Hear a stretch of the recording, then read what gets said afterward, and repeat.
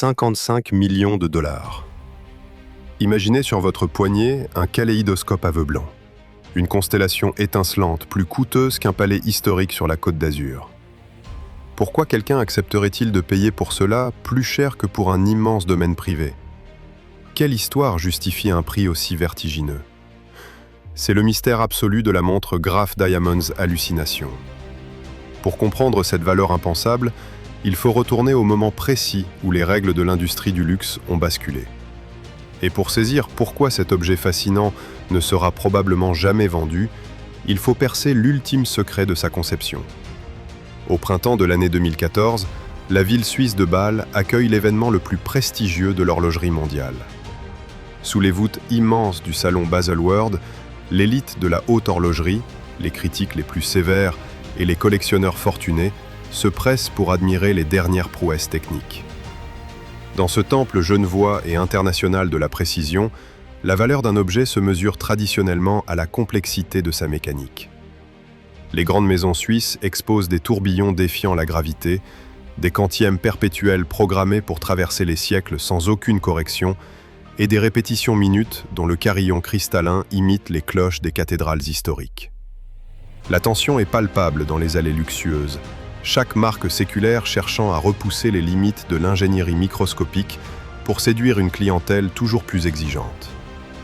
Mais cette année-là, l'attention de la presse internationale et des connaisseurs est soudainement détournée vers une vitrine lourdement blindée. Derrière le verre sécurisé, baigné de lumière froide, repose un objet qui provoque une onde de choc immédiate. Son étiquette affiche une somme qui paralyse l'assistance. 55 millions de dollars. À cet instant précis, par cette seule révélation, cet objet devient la montre la plus chère jamais présentée dans toute l'histoire de l'humanité. La scène tient littéralement de l'irréel. Les experts s'approchent, plissant les yeux sous les lumières intenses des projecteurs, cherchant à comprendre le prodige mécanique inouï qui pourrait justifier un tel montant. À titre de comparaison, pour cette même somme vertigineuse, un acheteur averti pourrait s'offrir une dizaine de villas somptueuses sur la Riviera française, un somptueux palais vénitien, ou même une flotte entière d'avions privés de dernière génération. Pourtant, la stupeur frappe les spécialistes horlogers lorsqu'ils scrutent le cœur de la pièce. Derrière l'éclat indescriptible qui émane du poignet, il n'y a aucune grande complication mécanique. La mécanique est remarquablement simple. L'objet abrite un minuscule mouvement à quartz. Le paradoxe est absolu, presque insolent. Une pièce animée par une technologie à pile, souvent regardée de haut par les puristes de la mécanique de la vallée de Joux, exige un prix qui pulvérise les records des chefs-d'œuvre les plus complexes jamais assemblés par les maîtres artisans. Le mystère de cette évaluation titanesque s'installe lourdement, défiant la logique habituelle du marché du luxe, où le temps humain passé à concevoir un calibre justifie habituellement la facture. La réponse à cette anomalie apparente se trouve dans la matière même qui compose la carapace de l'objet. Ce que le public muet contemple n'est pas un instrument de mesure du temps traditionnel, mais une véritable hallucination visuelle, une éruption chromatique d'une rareté géologique sans précédent. La pièce est littéralement saturée de 110 carats de diamants de couleur, une masse scintillante extravagante qui engloutit totalement la structure de la montre.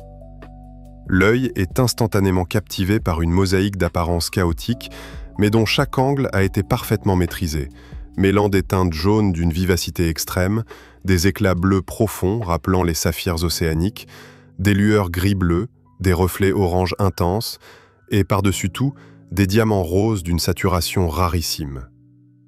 Les artisans ont délibérément abandonné toute notion de sobriété classique en jouant avec une multitude de coupes. Des formes marquises pointues, des diamants taille radiants, des poires élégantes, de minuscules cœurs et des tailles rondes classiques s'entremêlent dans un volume en 3 dimensions spectaculaires. Pour comprendre la démarche esthétique et philosophique, il faut impérativement remonter aux racines de la haute joaillerie européenne. Historiquement, dans les cours royales françaises et au sein de l'aristocratie européenne du XIXe siècle, il était considéré comme particulièrement inélégant, voire vulgaire, pour une femme de la haute société de regarder ostensiblement l'heure lors d'une réception mondaine. Le temps décompté appartenait aux hommes et au monde des affaires. C'est ainsi qu'est née la délicate tradition de la montre à secret, un bijou opulent, souvent un bracelet richement orné, qui dissimulait subtilement un minuscule cadran sous un clapet de pierres précieuses. Le chef-d'œuvre extravagant dévoilé à Bâle s'inscrit directement dans cette lignée aristocratique francophone, mais en poussant le concept à un paroxysme d'opulence. Le cadran n'est plus simplement caché.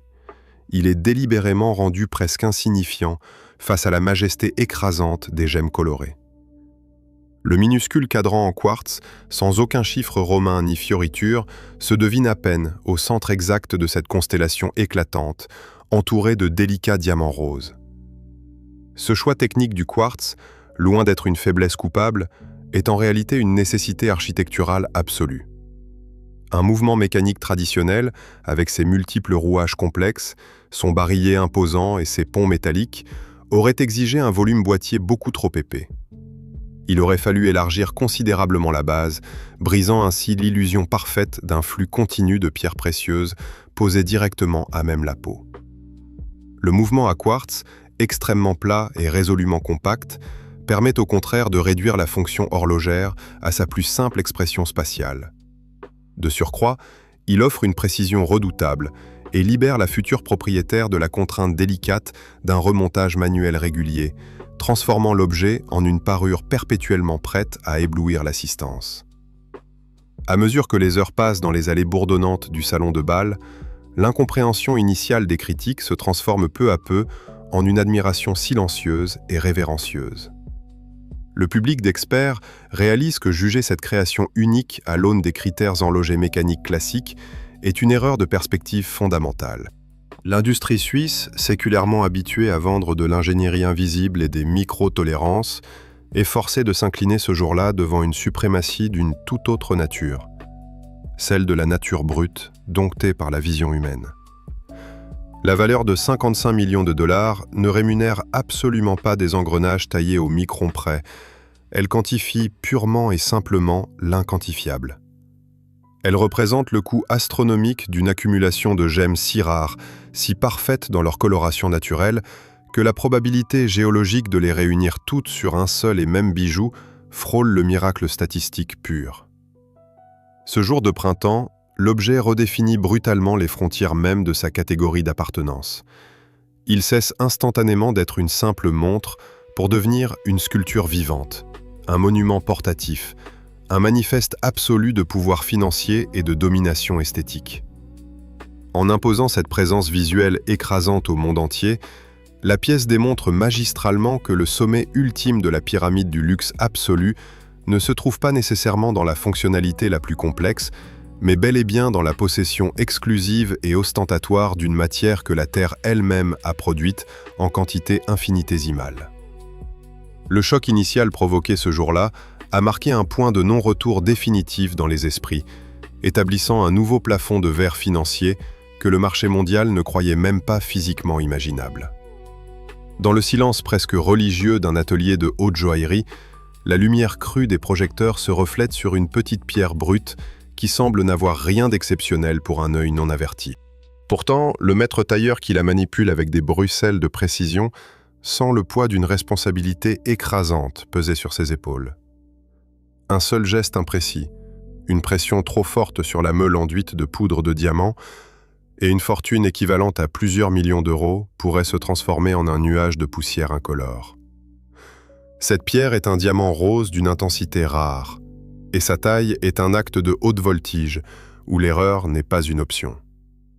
Dans le monde de la très haute joaillerie, le passage de la pierre brute à la gemme polie est un combat permanent entre la volonté de l'homme et la structure moléculaire de la matière, car plus une pierre est précieuse, plus elle est capricieuse. Pour donner naissance à la montre hallucination, ce défi a été multiplié par 110, créant un paradoxe fascinant. Comment un homme a-t-il pu réunir en un seul objet ce que la nature met des millions d'années à produire de manière presque accidentelle ? L'histoire de la valeur de cet objet commence bien avant que la première esquisse ne soit tracée sur le papier, dans les profondeurs de la croûte terrestre. Scientifiquement, un diamant incolore est une pure merveille de carbone, mais un diamant de couleur est une anomalie statistique, un miracle géologique. Pour qu'un diamant devienne bleu, il faut que des traces de bore s'immiscent dans sa structure lors de sa formation sous une pression colossale. Pour le jaune, c'est l'azote qui entre en jeu. Quant au rose et au vert, ils sont le résultat de distorsions incroyables du réseau cristallin ou d'une exposition naturelle à des radiations sur des millions d'années. Historiquement, pendant des siècles, seule la pureté blanche était recherchée par les monarques et les collectionneurs européens. Ce n'est que très récemment que le marché mondial a pris conscience de l'extrême rareté des couleurs dites fantasy ou fancy diamonds dans le jargon des experts. Aujourd'hui, on estime qu'un diamant sur 10 000 seulement possède une couleur assez prononcée pour recevoir cette appellation, et seule une infime fraction de ces pierres atteint le grade de fancy vivide, le sommet de la saturation et de la pureté chromatique. La quête des pierres qui composent la montre hallucination a été un travail de détective et d'exploration, s'étendant sur plusieurs années. Laurence Graff, le président de la maison, a personnellement supervisé la sélection de chaque gemme. Il ne s'agissait pas seulement d'acheter des pierres chères, mais de trouver des spécimens capables de dialoguer entre eux, dans une harmonie de couleurs sans précédent. Le résultat final présente un spectre éblouissant de diamants Fancy Vivid Yellow, Fancy Intense Blue, Fancy Intense Pink, et même des nuances de vert et d'orange d'une rareté absolue. Rassembler 110 carats de ces pierres est une tâche qui dépasse l'entendement des courtiers en pierres précieuses les plus aguerris. Statistiquement, il est presque impossible de trouver suffisamment de diamants roses et bleus de haute qualité pour créer ne serait-ce qu'un bracelet de taille modeste. Alors, comment une seule maison a-t-elle pu accumuler une telle réserve de trésors naturels pour les fixer sur un seul et même garde-temps? Le mystère de cette accumulation réside dans une stratégie industrielle unique. Contrairement à la plupart de ses concurrents qui achètent leurs pierres sur le marché secondaire ou lors de bourses internationales, Laurence Graff a pris le contrôle de la source. Il est l'actionnaire majoritaire de la South African Diamond Corporation, l'un des plus grands producteurs de diamants d'Afrique du Sud. Cette position stratégique lui donne un droit de premier regard sur les pierres brutes extraites des mines les plus prolifiques, notamment la célèbre mine de Letseng, au Lesotho. C'est ici que sont trouvés les diamants les plus volumineux et les plus purs au monde, comme le célèbre Letseng Star de 550 carats. En contrôlant l'extraction, le polissage et la vente au détail, la maison Graff a pu mettre de côté, pendant plus d'une décennie, les gemmes les plus extraordinaires rencontrées lors du processus de tri, là où d'autres auraient été forcés de les vendre immédiatement pour financer leurs opérations.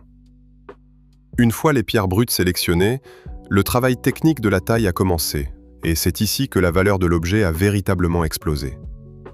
Le choix des coupes pour la montre hallucination n'est pas le fruit du hasard, mais d'une recherche esthétique complexe visant à maximiser le retour de lumière. On y trouve des diamants taille marquise, dont la forme allongée et les extrémités pointues rappellent le sourire de la marquise de Pompadour.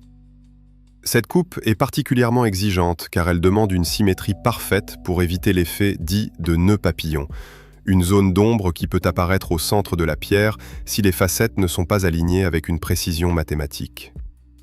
À leur côté, des diamants taille poire apportent une fluidité visuelle, tandis que les tailles radiants et les tailles rondes classiques capturent la lumière sous chaque angle possible. Certains diamants ont même été taillés en forme de cœur, une prouesse technique où la moindre asymétrie de la fente centrale déprécierait instantanément la valeur de la gemme de plusieurs centaines de milliers de dollars. Le processus de polissage est une épreuve d'endurance et de patience. Pour obtenir le certificat de perfection absolue, les experts peuvent passer des jours entiers à polir une minuscule imperfection invisible à l'œil nu, et parfois même difficile à déceler sous une loupe grossissant 10 fois. Scientifiquement, cette imperfection doit disparaître pour que la pierre soit classée comme « flawless » ou « sans défaut ». C'est cette quête de l'invisible qui justifie des prix atteignant plusieurs millions de dollars par carat. Chaque diamant de la montre hallucination a subi ce traitement rigoureux dans les ateliers de Johannesburg ou de Londres, où les meilleurs spécialistes mondiaux travaillent sous une surveillance constante. Ils savent que chaque milligramme de matière retirée modifie la réfraction de la lumière et, par extension, l'âme même de la pierre. Cette anatomie de la rareté explique pourquoi le prix de 55 millions de dollars n'est pas une simple invention marketing. C'est la somme de milliers d'heures de prospection minière, de siècles de savoir-faire artisanal et de la rareté physique de la matière. Les diamants roses, en particulier, sont une ressource en voie de disparition depuis la fermeture de la célèbre mine d'Argyle en Australie, ce qui rend l'ensemble réuni sur cette montre littéralement irremplaçable. Le fait de posséder 110 carats de ces miracles naturels sur un seul poignet transforme l'objet en une sorte de réserve de valeur géologique. En fin de compte, la véritable prouesse n'est pas seulement d'avoir créé une montre, mais d'avoir réussi l'exploit statistique de capturer une telle concentration de rareté mondiale dans un périmètre de quelques centimètres carrés. La montre n'est plus un accessoire, elle est le catalogue vivant des plus grands trésors que la Terre ait jamais offert, un mirage de couleurs rendu solide par la main de l'homme. Sous les lustres de cristal d'un palace surplombant le lac Léman, un silence oppressant fige l'assemblée.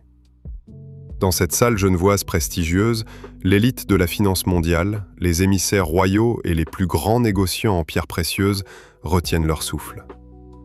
Le commissaire-priseur, d'une voix calme mais chargée d'une tension palpable, annonce une adjudication vertigineuse franchissant la barre des 40 millions de dollars. Tous les regards convergent vers un homme élégant au fond de la pièce, impassible, qui vient de lever discrètement sa plaquette. Le marteau en bois s'abat sur le pupitre avec un bruit sec qui résonne comme un coup de tonnerre. C'est adjugé. En une fraction de seconde, sous les applaudissements de l'assistance, un nouveau record mondial vient d'être pulvérisé pour l'acquisition d'un diamant rose exceptionnel. L'acheteur ne manifeste aucune explosion de joie. Il vient simplement d'ajouter une nouvelle merveille géologique à son coffre-fort. Cet homme a bâti sa fortune colossale en acquérant les gemmes les plus inaccessibles pour les revendre ensuite aux plus grandes fortunes de ce siècle. Le grand paradoxe qui anime le mystère de cette création extraordinaire réside précisément dans ce contraste troublant. Il s'agit de comprendre les raisons profondes pour lesquelles ce négociant légendaire, qui a passé son existence à échanger des trésors rarissimes contre des sommes faramineuses, a catégoriquement refusé de se séparer de la montre Hallucination, l'objet le plus ostentatoire et le plus cher qu'il ait jamais conçu. Pour percer le secret de cette rétention délibérée, il faut plonger dans la trajectoire de l'architecte de cette illusion joaillière. Laurence Graff n'est pas du tout l'héritier d'une dynastie européenne centenaire. Son histoire commence dans les ruelles populaires de l'East End londonien, à des années-lumière du faste des palaces suisses. Dès l'âge de 14 ans, il quitte les bancs de l'école pour nettoyer les sols et apprendre les rudiments du métier d'apprenti joaillier dans le quartier historique de Hatton Garden. Doté d'une audace rare et d'une compréhension magique de la lumière qui habite les pierres, il gravit tous les échelons à une vitesse fulgurante. À 24 ans, il inaugure ses propres boutiques luxueuses à Londres, bousculant les codes feutrés d'un milieu farouchement conservateur. À l'aube de ses 30 ans, il dirige l'une des plus importantes manufactures de haute joaillerie du Royaume-Uni. Fuyant l'attente passive en boutique, il parcourt le globe avec des mallettes sécurisées remplies de créations étincelantes, s'adressant sans aucun intermédiaire aux magnats et aux milliardaires de la planète, imposant son nom comme l'équivalent moderne d'un souverain absolu de l'empire du diamant. L'influence de ce créateur visionnaire s'est forgée lors des batailles acharnées menées dans les salles de vente de Sotheby's et Christie's. Genève est rapidement devenue le terrain de jeu privilégié de ces affrontements, s'imposant comme la capitale mondiale des enchères de haute volée.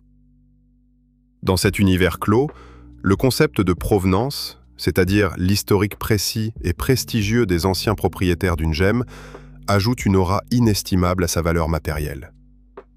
L'un des faits d'armes les plus retentissants de notre protagoniste s'est déroulé en l'an 2010, lorsqu'il a remporté les enchères pour un diamant rose intense à la pureté remarquable, pesant près de 25 carats, déboursant plus de 46 millions de dollars.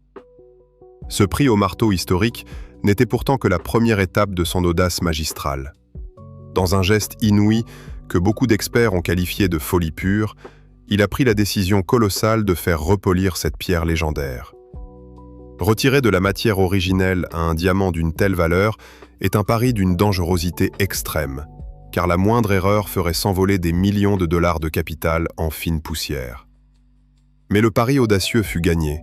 La pierre fut débarrassée de ses infimes défauts pour obtenir le grade gémologique parfait, augmentant de manière exponentielle son aura mythologique et son prix. C'est précisément cette intransigeance hors du commun qui a présidé à la lente genèse de la montre aux 55 millions de dollars. Les ateliers genevois de l'entreprise ressemblent davantage à des laboratoires de haute sécurité qu'à de simples espaces de création artisanale. Pendant plusieurs années, une consigne stricte et confidentielle a été donnée aux courtiers et aux tailleurs de l'Empire. Ils devaient isoler et mettre jalousement de côté les diamants de couleurs les plus extraordinaires qui croisaient leur chemin. À chaque fois qu'un diamant bleu d'une profondeur abyssale, un diamant jaune solaire ou un diamant rose intense sortait des ateliers de polissage, il n'était absolument pas mis en vitrine pour éblouir les riches clients de la marque. Il était immédiatement confisqué et enfermé à double tour dans le secret d'un coffre privé. Cette privation volontaire de revenus immédiats est un acte que seul un dirigeant jouissant d'une liberté financière totale pouvait se permettre de réaliser. Amasser patiemment 110 carats de pierre fantaisie d'une perfection rare a représenté une immobilisation de capitaux monumentale, un acte de foi absolu envers une vision créative démesurée qui n'avait jamais été tentée dans toute l'histoire de la joaillerie contemporaine. La compréhension de cette lente accumulation géologique explique finalement, avec une clarté limpide, l'énigme initiale posée dans l'atmosphère lourde de la salle des ventes genevoise. Si l'artisan joaillier a toujours refusé obstinément de vendre cette montre stupéfiante, préférant la reléguer définitivement à la sécurité de sa collection personnelle, c'est tout simplement parce qu'elle n'a jamais été pensée comme une vulgaire marchandise. La création inestimable est une démonstration de force brute, une couronne impériale moderne qui prouve magistralement au monde entier une domination incontestable sur le marché impitoyable des pierres rares. Vendre cette pièce unique équivaudrait symboliquement à disperser l'essence même de son pouvoir accumulé au fil des décennies. En la conservant farouchement loin des appétits des milliardaires, le créateur envoie un message d'une puissance inouïe à l'industrie du luxe. Il démontre avec superbe qu'il possède un accès exclusif aux merveilles les plus enfouies de la Terre, une capacité technique d'assemblage humainement inégalée, et surtout, un statut financier tel qu'il peut s'offrir le luxe suprême d'absorber une création de 55 millions de dollars sans jamais chercher à la rentabiliser. L'objet perd alors instantanément sa notion étriquée de prix de marché, car il est devenu de fait le symbole intouchable de l'héritage d'un homme.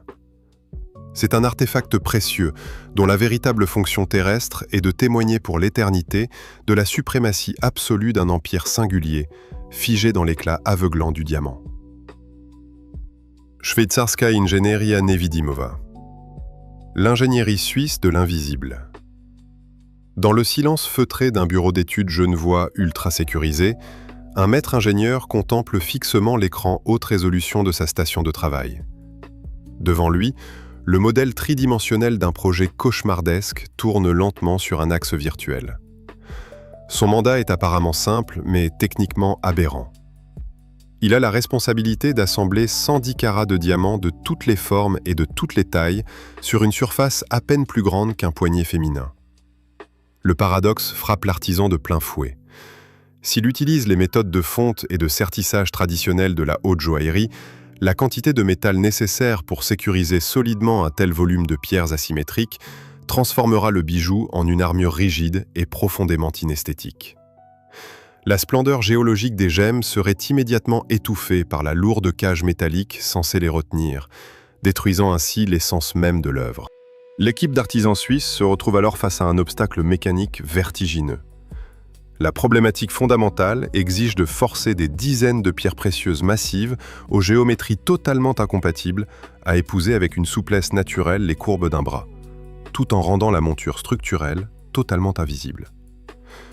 Historiquement, les ateliers de la région genevoise et de la célèbre vallée de Joux fondent leur réputation mondiale sur la miniaturisation extrême des rouages, la maîtrise absolue des échappements et la sophistication intérieure des calibres mécaniques. Ces artisans, héritiers directs des illustres cabinotiers du XVIIIe siècle, ont passé des générations à perfectionner des mécanismes toujours plus complexes. Mais pour cette création précise, la philosophie horlogère a été littéralement inversée et entièrement déportée vers l'habillage extérieur de la pièce. La montre devient un organisme hybride, métamorphosant le concept même de bracelet en un casse-tête tridimensionnel sans aucun précédent dans l'histoire des arts décoratifs francophones. Le défi majeur réside dans l'hétérogénéité des tailles de pierre.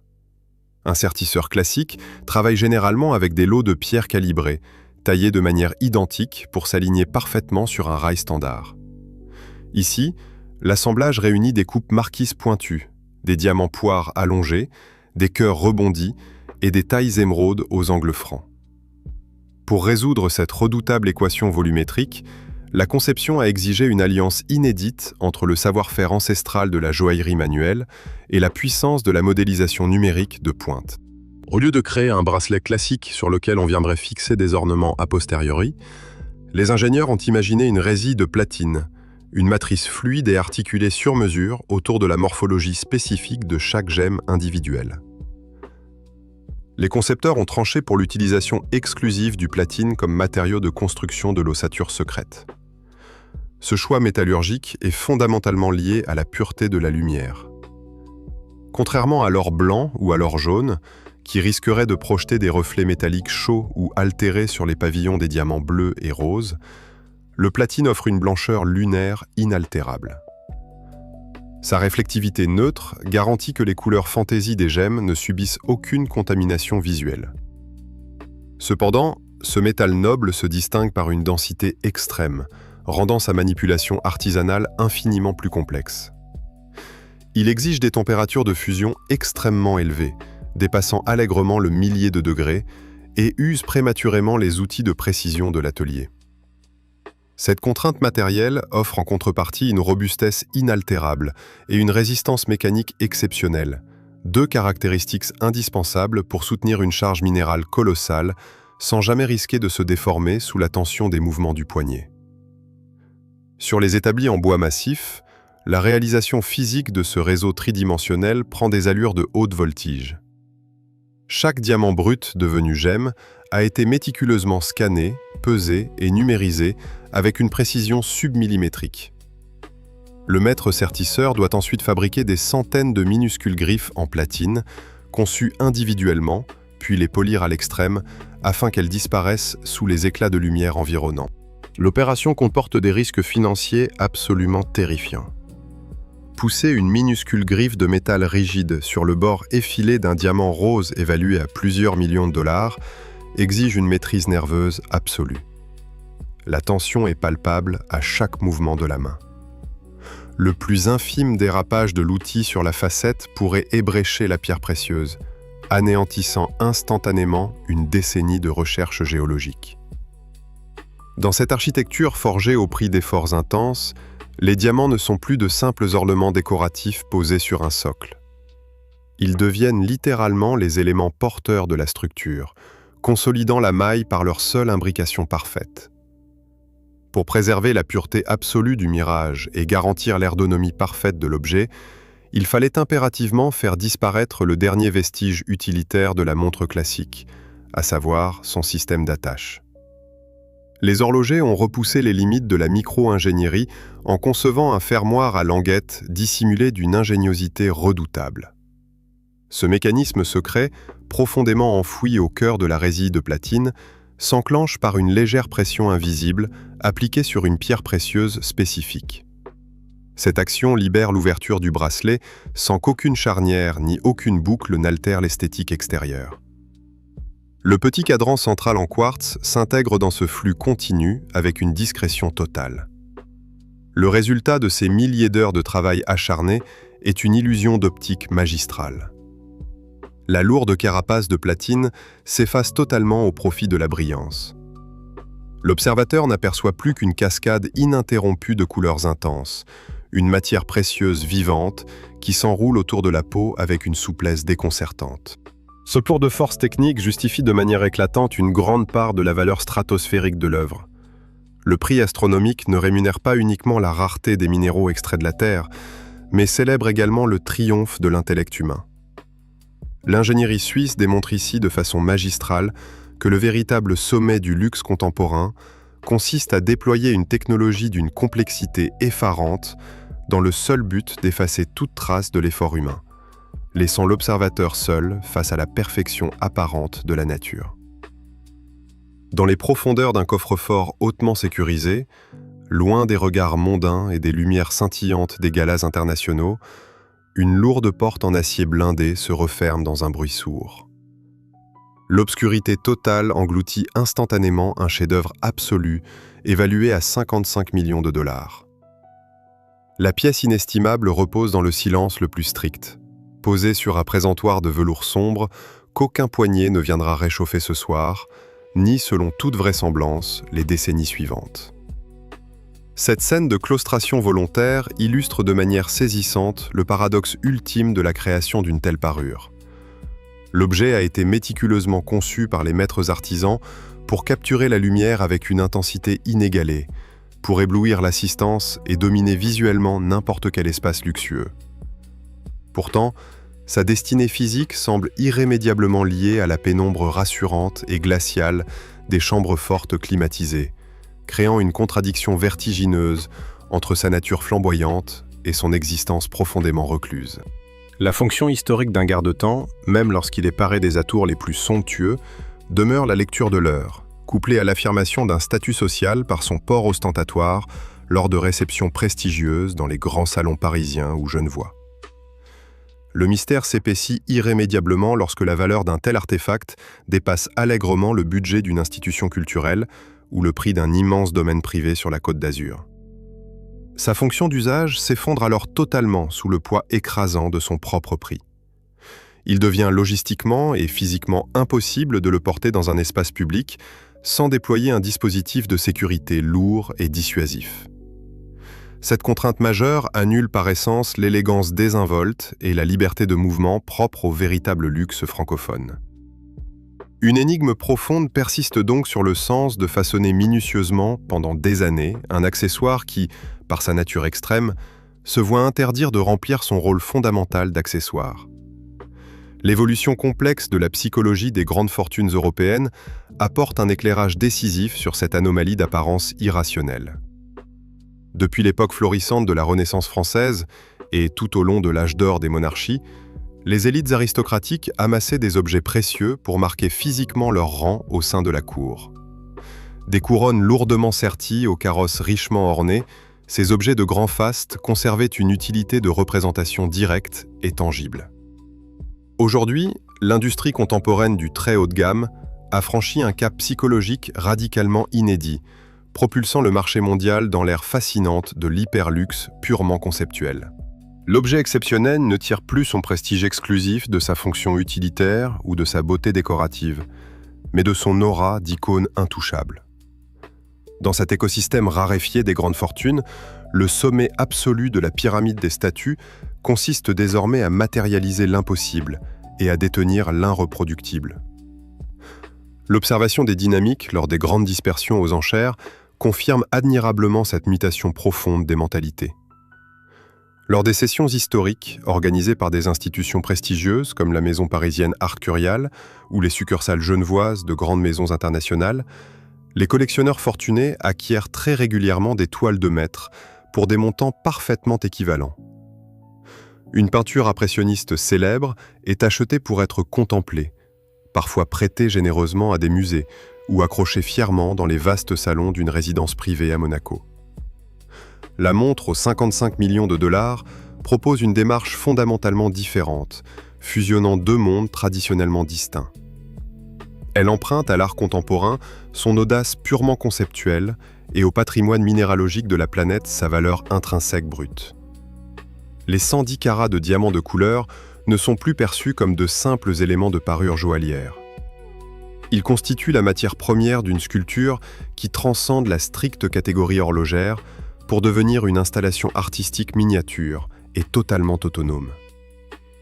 Les experts en gémologie et les historiens de l'économie du luxe reconnaissent unanimement que la présentation publique de cet artefact a modifié durablement le paradigme de l'ensemble du marché.